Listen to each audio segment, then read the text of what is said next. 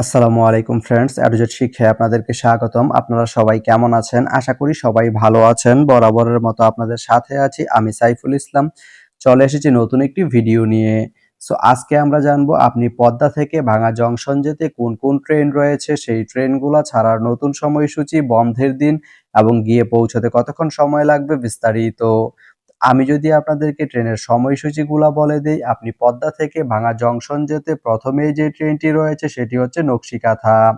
নকশিকাথা ট্রেনটি নকশিকাথা ট্রেনটি পদ্মা থেকে ছাড়বে দুপুর 12টা 26 মিনিটে এবং এটি ভাঙা জংশন গিয়ে পৌঁছবে দুপুর 1টায়। এই ট্রেনটির কোনো অফ ডে নেই।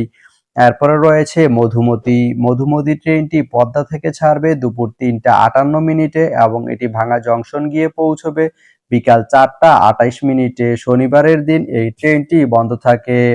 এরপরে রয়েছে ভাঙা কমিউটার। ভাঙা কমিউটার ট্রেনটি পদ্মা থেকে ছাড়বে সন্ধ্যা 7টা 3 মিনিটে এবং এটি ভাঙা জংশন গিয়ে পৌঁছবে রাত 8টায়। শুক্রবারের দিন এই ট্রেনটি বন্ধ থাকে।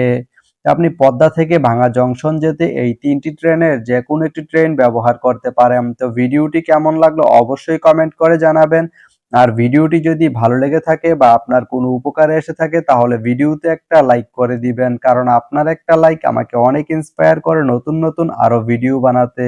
তো ধন্যবাদ সবাইকে ভিডিওটি এতক্ষণ ধৈর্য ধরে দেখার জন্য। ভালো থাকবেন, সুস্থ থাকবেন, এডুজেট শিক্ষার সঙ্গেই থাকবেন।